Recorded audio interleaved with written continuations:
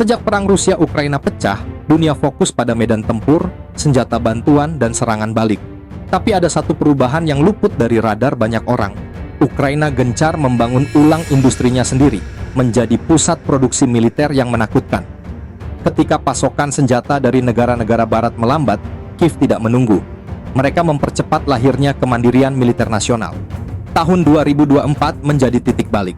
Ukraina berhasil memproduksi 154 sistem artileri hanya dalam waktu setahun, melebihi jumlah gabungan seluruh NATO pada periode yang sama. Produksi rudal jelajah melonjak 8 kali lipat dibandingkan tahun sebelumnya.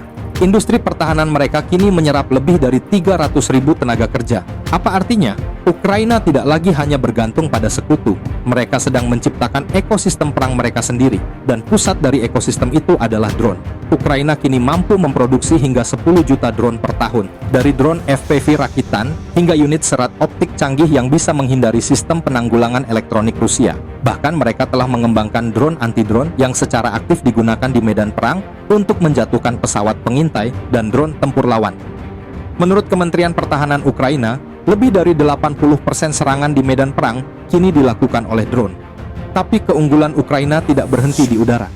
Mereka juga memperkuat kemampuan tempur di darat. Kendaraan lapis baja Tisa dan Varta generasi baru telah dikirim ke garis depan. Dirancang ringan, tangguh, dan fleksibel untuk pengintaian serta operasi cepat.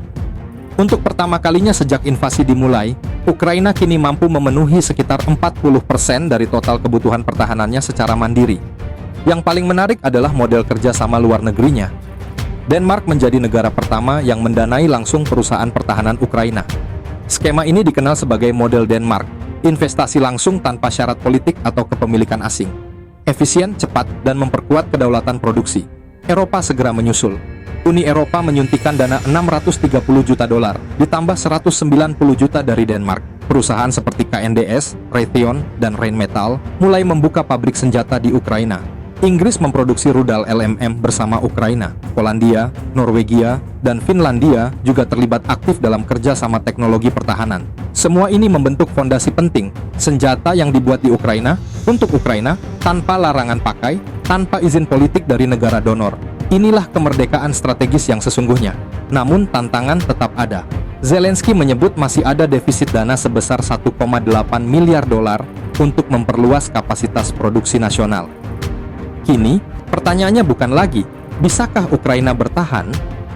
Tapi, apa yang akan terjadi ketika negara yang dulu dihitung sebagai beban, justru menjadi mesin perang yang menentukan keseimbangan kekuatan Eropa?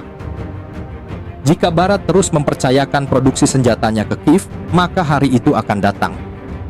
Saat Ukraina tak lagi hanya berjuang untuk bertahan hidup, tetapi mulai mengatur siapa yang boleh bertahan.